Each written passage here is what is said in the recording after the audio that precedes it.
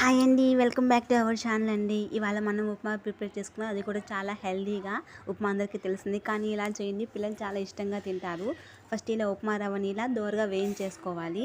వేయించేసుకొని పక్కన పెట్టుకున్నాక ఇప్పుడు ఏంటంటే ఆ ప్యాన్లోనే ఆయిల్ లేకపోతే గీ మీ ఆప్షనల్ బటర్ ఏదైనా వేసుకోవచ్చు. నేనైతే నెయ్యిలో ప్రిపేర్ చేస్తున్నాను, చాలా బాగుంటుంది.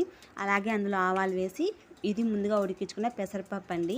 పెసరపప్పుతో చేయడం వల్ల ఏంటంటే చాలామంది పప్పు అలానే తినరు కదా, ఇలా వేస్తే ఉప్మా అని చెప్పేసి బాగా టేస్టీగా ఉంటుంది, బాగా తింటారు. అందులో నేను 1 గ్లాసు ఉప్మా రవ్వ తీసుకున్నాను, దానికి 3 గ్లాస్ ఆఫ్ వాటర్ పోసుకున్నాను. పప్పు కూడా ఉంది కదా, బాగా స్మూత్గా రావాలని చెప్పేసి కొంచెం సాల్ట్ వేసుకొని అలాగే కరివేపాకు వేసుకొని మనం ముందుగా వేయించుకున్న ఆ రవ్వను కూడా అందులో వేసేసుకొని కలిపేసుకోవాలి. ముందుగా కొత్త వాళ్ళు మన ఛానల్ ఎవరైనా చూసినట్టయితే సబ్స్క్రైబ్ చేసుకుని నాకు సపోర్ట్ చేయండి ప్లీజ్. ఇప్పుడు ఉడికించి పెట్టిన పెసరపప్పును కూడా అందులో వేసేసి మొత్తం కలిపేసుకుంటే మన హెల్దీ డిష్ అనేది పిల్లలు స్కూల్ నుంచి రాగానే వీళ్ళు ప్రిపేర్ చేయండి, చాలా హ్యాపీగా తినేస్తారు.